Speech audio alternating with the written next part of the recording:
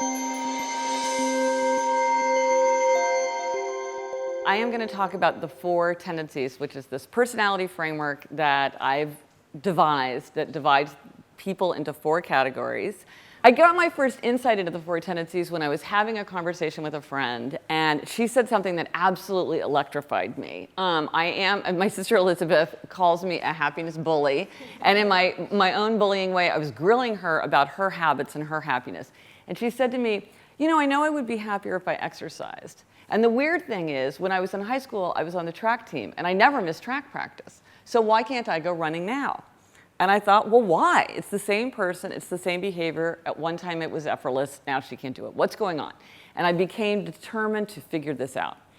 And I began to notice other patterns too, and they were all swirling around in my head, and I couldn't get them to make sense until one day I was looking at my to-do list right by my computer, and I realized that the key notion at the heart of so many of these patterns was expectations, how we respond to expectations.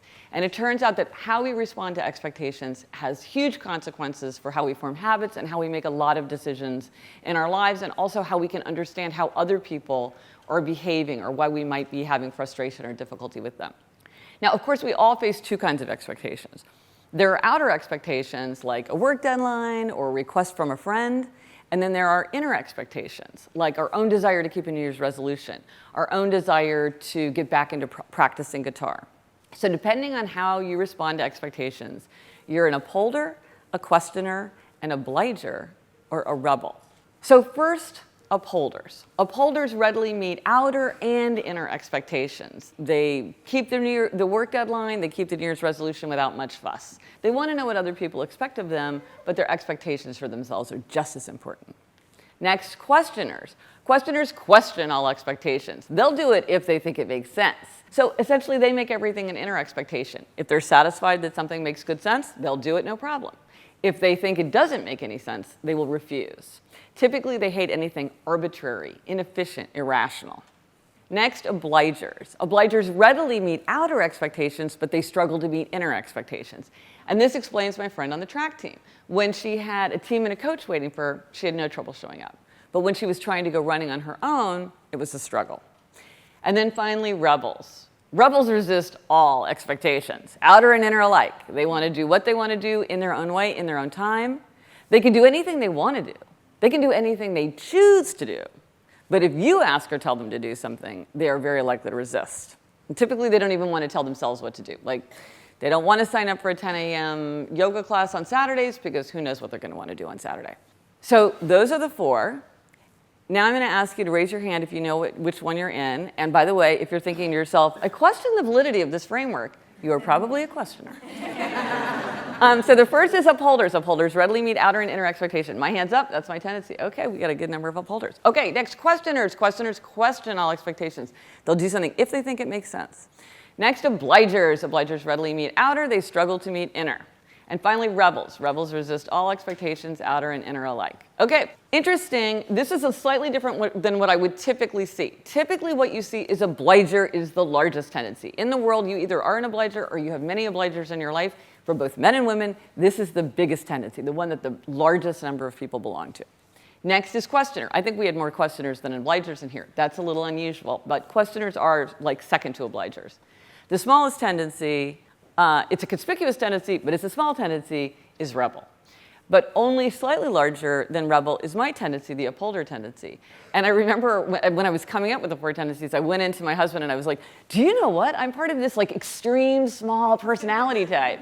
And he was like, you think? He was not surprised.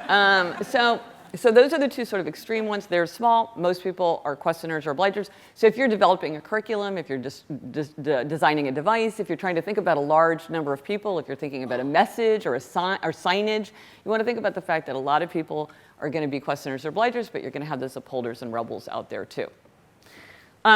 So finally, the last thing I'd say is I really do think that this can help you show compassion for yourself. Because there's nothing wrong with you. You're not lazy. You don't lack willpower. It's totally predictable that something that's easy for someone else might be challenging for you. Many people are probably feeling exactly the same frustration that you are. There's plenty of ways to work around that. So you don't need to change. You just need to fix things so that you can get where you want to go. And it can also allow us to show more compassion to other people. Because when we understand other people, then it's not a matter of one person's right and one person's wrong. It's just how do we both, or all of us, get where we want to go without taking things personally and without conflict.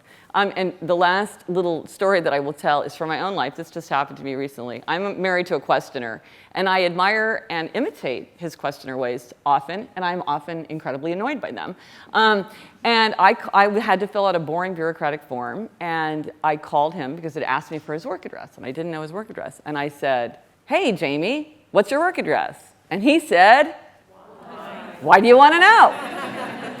And I thought, 5 years ago, I would have said to myself, "Why is everything a discussion? Why can't you answer a simple question? What does this mean about our marriage?"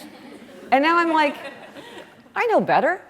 He just needs to know why. I should have said, "Hey, Jamie, I'm filling out that boring bureaucratic form. What's your work address?" And he would have told me. Because I didn't have to take it personally. I didn't have to get into a fight. Because he's a questioner. He's like that with everybody. He just needs the answers to his questions. And so my hope is that using the Four Tendencies, it will help to shine a spotlight on hidden patterns in our behavior in a way that can really help us create lives for ourselves and for other people that allow us to be happier, healthier, more productive, and more creative.